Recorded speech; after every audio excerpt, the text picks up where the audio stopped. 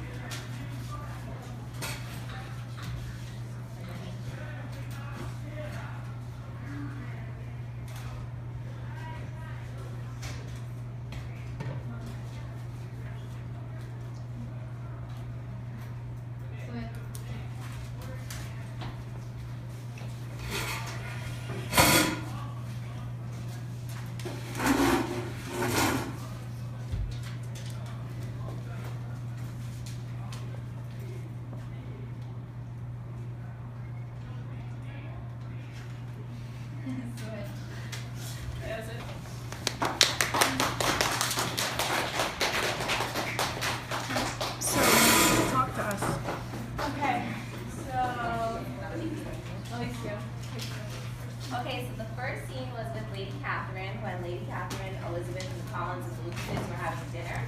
And so we want to show that Lady Catherine is a big snob. She thinks she's better than everyone. She's high class and she knows it. She's not afraid to show it.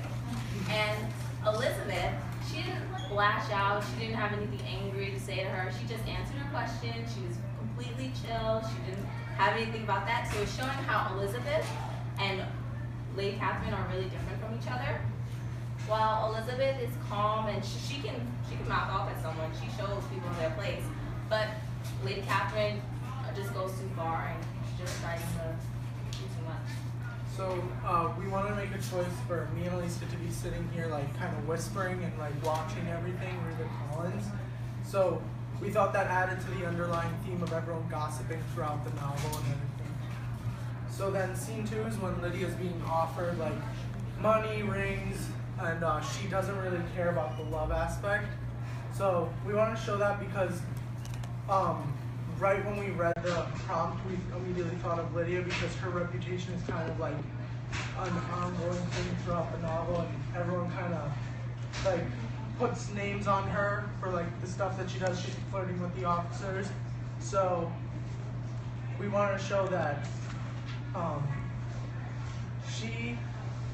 she's an impulsive character and like she doesn't really know what she wants, but she knows that she wants to like have what would make her seem like she's all into like appearances. Like she wants to appear that she's better. She wants to appear that she's, you know, oh I'm married. Oh yeah, I got this. Poor Jane, you know, a little snob too.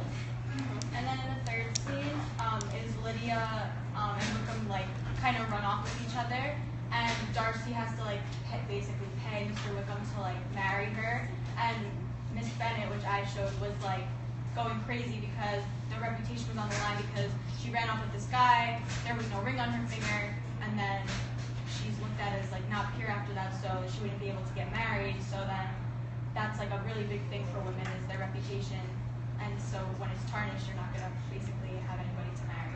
So that's what we tried to show that. And then the last scene, which was Mr. Darcy's thoughts. When they were having the conversation with Miss Bingley and Mr. Darcy and Elizabeth about like women, how they should appear, what makes a good woman, and how he's really never really met any women like that, just a very few, like select. So you're talking about what they're expected to do, like they're supposed to be able to draw, they're supposed to be able to play piano, they're supposed to have all these kind of like materialistic and frivolous things, but that was the society back then, so that's how they were supposed to appear. But he also talks about how they're supposed to be knowledgeable and, you know, intelligent. And then Elizabeth says that she doesn't need to know any woman who can have all those standards plus something more to add to the table. And she kind of like voices her opinion and is like, no girls are like that, like that's unrealistic. It also shows how like the women were used as kind of the accessory to the man because they they wanted their women perfect so that like when they went somewhere they could show her off and she could have all these things. Everyone was like jealous kind of. Questions, folks? What you kind of said with Lydia, is it exactly like Lydia likes to feel some sort of like Center of significance is a great, yeah. it's a great way of putting it. And I don't know after was it like Jane got denied by Mr. Bingley, and Mr. Bennett said something like a woman likes to feel chastised or something. Or she likes to feel problems to have something to feel some sort of significance to her like counterparts. And I was wondering like why, or what do you think like Jane Austen is trying to show with that? Like the first part. Alright, so like the idea that like women like to feel significant or whatever it is. She seems to like make that statement with Lydia, and then Mr. Bennet kind of explicitly says it when Jane gets rejected by Mr. Bingley. Like I don't exactly get what Jane Austen is trying to show with that. I think you're talking about the part when Mr. Bennett was talking to Jane and saying like she likes like women like that kind of drama, like the pain that part. Exactly. Women like that type of drama. They like to feel something sort of I guess it would be like significance. They like to feel important compared to others. Relevant. Well, probably because they had such foreign expectations of them. So they were like, why don't we just like have some drama? Like, you know what I'm saying? Like, this is what they were expected to do. Draw, read, sew, all that stuff. And on top of the pressure of getting married, they probably had nothing better to do than And gossip. And I wanted to speak to that because I think Lydia is also another one of those characters that Jane Austen uses to really display some of the really ugly characteristics of what is expected of women. And here she is, she kind of fits the bill, but she's vacuous, she's empty on the inside.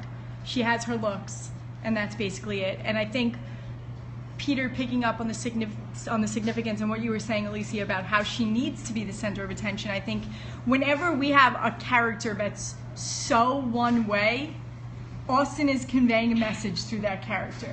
Because nobody exists in that one bubble in real life. We all have we hope we have a little more depth than that, right? So I think Austen very much in her characters, especially the ones that seem over the top, are... I'm kind of asking, why do you think Jane Austen is trying to say that there's no depth in certain people? I think it's very much characteristic of that time period. I think that that's one of her pieces of commentary through the characters, and like even just the expectation of marriage in itself is something that she doesn't necessarily agree with. Like they did it to do it. Right. Like it wasn't They had to do for a it. purpose. Well, she didn't do it, but she had to, in general. Yeah, Barbara? Lydia also is an important figure to show that people weren't just simple reproductions of their social class. Because she's good at, Jane Austen uses her to compare to Elizabeth, and even though they've grown up in the same environment, they're just such completely So true. different people. That's a really good point also. All right, so folks, everybody good with this conversation? Moving on to the second one. Nice job, folks.